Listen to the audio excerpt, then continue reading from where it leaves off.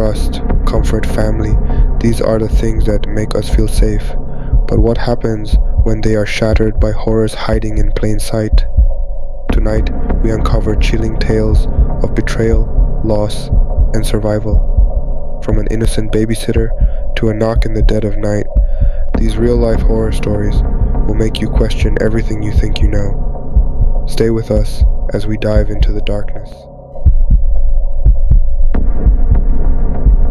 When my wife, Kafan, passed away, my world crumbled.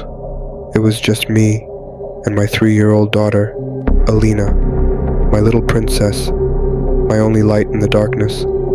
But grief doesn't wait for you to catch your breath. Bills piled up, and my business demanded attention. I knew I couldn't do it alone, so I decided to hire a babysitter. I was cautious. Interviews, background checks, references. James seemed perfect. Polite, experienced, and Alina adored him. For 2 months, he became part of our lives. I trusted him. Then came the night everything fell apart. I worked late, again. By the time I pulled into the driveway, it was almost midnight. Something was wrong. James's car wasn't there. The house was silent, dark. My heart pounded as I stepped inside. James? Alina? I called out. Silence. Her toys were scattered across the living room, but the house was empty. I called James. Voicemail. Panic set in as I searched every corner of the house. They were gone. The police arrived within minutes, but the hours crawled like a lifetime. 3 agonizing days later, they found James. Relief turned to despair when they told me, "We don't have your daughter." At the station, James refused to look at me. "Where is she?" I shouted, my voice cracking. Finally, the officer spoke. He sold her to someone in Alaska. The world spun. My baby girl, sold. The police acted quickly. Days later, they raided a remote cabin deep in the Alaskan woods. Inside, they found Alina, terrified but unharmed. Seeing her again was the most emotional moment of my life. But the cabin, it haunted me. Jars filled with locks of hair, old dolls, photos of children. The woman who took her said she wanted to raise her. Now Alina is safe, but the scars remain. Therapy helps, but every creak in the house fills me with dread. I sold that home. I couldn't live with the memories. Before we get into the next story, if you come for the first time, please make sure to subscribe to our channel and press the bell icon for upcoming scary stories. We need your support. Please share these stories with your friends and family. Thanks. Thanksgiving used to mean warmth, laughter, and family. But after 2019, it became a day of sorrow. That year, my brother Sam passed away in a car accident. He was only 14. 2 years later, my parents and I tried to fill the void by inviting relatives. The house, tucked near the woods, felt heavy with silence. We ate, talked, and avoided Sam's name like it was a curse. That night, as I lay in bed, the knocking started. 3 soft knocks. At first, I thought I imagined it. Then, louder, steady, rhythmic. I stayed frozen, listening. No one in the house stirred. Minutes passed, then silence. Morning came, and my parents confirmed.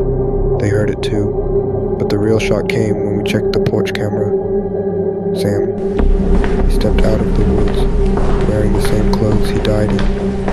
He knocked, then turned sharply, staring into the darkness. Panic washed over his face before he ran, his shoe slipping off as he vanished back into the trees. That shoe, Sam's favorite, sat on the porch for hours. None of us could touch it. My dad finally placed it in a box in the attic, but every Thanksgiving at 3 a.m., I lie awake, listening for the knocks. Being a police officer wasn't my first choice. I wanted to be an actor. But life has a way of pushing you into unexpected paths. Most nights, my job was routine. That night in December, it became something else entirely. The call came in late, a woman behaving erratically at a local hotel. When I arrived, the parking lot was quiet, except for her. Barefoot, clutching something, she looked lost. "Ma'am, are you okay?" I called out. Her wild eyes locked on mine. "Are you going to take me to jail?" Before I could answer, she lunged at me, slipping through my grasp. The chase was chaotic. She circled back to my car, moving erratically, her hands swatting the air. When she came at me, I deployed my taser. Nothing. Twice. Still nothing. Then she wrapped the radio cord around my neck, choking me. In desperation, I drew my firearm. "Stop!" I shouted, but she didn't. 4 shots. She collapsed, her body jerking before she lay still. Later, I learned she was homeless, mentally ill, and on meth. Justified or not, pulling that trigger changed me. The nightmares remain, a reminder of how fragile the line between life and death can be.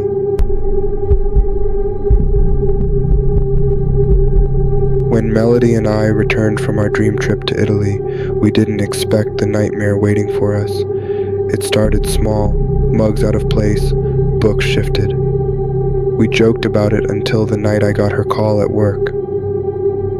"I think someone's in the house," she whispered, her voice trembling. Then the line went dead. I raced home, heart pounding. The house was dark. Inside, I found Melody unconscious, blood dripping from a gash on her forehead. "I heard footsteps," she whispered when she woke. "I thought it was you."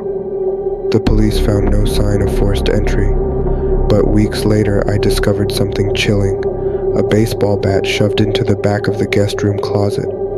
We didn't own a bat. The thought that someone had been in our house, watching, waiting, still sends chills down my spine. We changed the locks, installed cameras, and tried to move on, but the fear never truly left. It was the summer of my sophomore year in high school when I met Austin. He was 17, tall, with a shy smile that seemed harmless enough. We worked together at the local ice cream shop, and since I didn't have a license, Austin would drive me home after every shift. At first, it felt like an innocent friendship. He'd crack jokes, ask me about school, and even hugged me occasionally. I could tell he liked me, but I didn't feel the same way. I thought I was handling it well by keeping things light and friendly.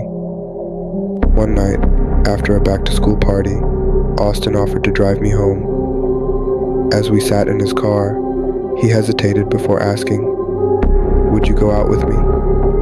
I smiled nervously and said, "I just want to be friends." His face fell, and he mumbled, "Right, okay." That should have been the end of it, but later that night I got a text from a friend that made my blood run cold. She sent screenshots of a conversation with Austin. He had been bragging about taking pictures of me while I slept through my bedroom window. My heart raced as I scrolled through the photos he'd sent her. There I was, completely unaware, in my pajamas, asleep in my own bed. He even had a folder labeled "The Love of My Life." I texted him in all caps, "Stay away from me." He apologized, trying to play the victim, but I blocked him immediately. I thought that would be the end of it. That night, I woke up to the sound of glass shattering. My bedroom window was broken, and standing in front of me was Austin. His face was pale, his eyes wild, and in his hand, a knife. Before I could scream, he lunged at me, slicing my cheek. Pain exploded across my face as I scrambled to escape. My dad burst into the room, shouting, "What the hell is going on?" Startled, Austin fled through the broken window. The police arrived quickly. My dad chased Austin but couldn't catch him. Blood streamed down my face as I told the officers what happened. They promised to find him. It took weeks, but they finally did. Austin confessed everything, saying he didn't know why he did it, only that he loved me. He was sentenced to 16 years in prison. can't trust easily. Every creak of a floorboard, every shadow outside my window brings me back to that night. Austin took more than just my safety. He took my peace of mind. When my father remarried, I tried to keep an open mind. His new wife seemed polite enough, but there was a coldness in her smile that I couldn't shake. Her 2 sons moved in, too. One was friendly, but the older one had a sharpness in his eyes that made me uneasy. The first Thanksgiving with them felt awkward. The turkey was undercooked, and the atmosphere was tense. My stepmom barely acknowledged me. When I left that day, her parting words echoed, "Next time, call before you come." Months later, I noticed something was wrong with my dad. His voice on the phone was weak, unsure. Concerned, I decided to visit. When I arrived, the house felt darker, heavier. My dad looked pale, thinner than I'd ever seen him. "Dad, what's going on?" I asked, sitting beside him. He shrugged. "Just tired." His voice was barely above a whisper. In the kitchen, I found a dark glass bottle labeled restorative syrup. It smelled bitter, almost chemical. "What is this?"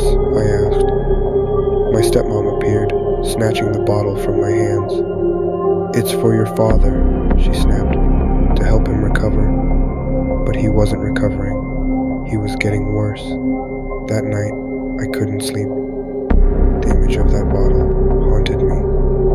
Early the next morning, I crept into the kitchen and took a photo of it. Later, I convinced my dad to see a doctor. The results were shocking. The syrup contained harmful substances that were slowly poisoning him. I confronted my stepmom, showing her the evidence. Her sweet facade crumbled. She screamed, accusing me of trying to ruin her life. My sister and I moved my dad out of the house. It wasn't easy. My stepmom fought us every step of the way.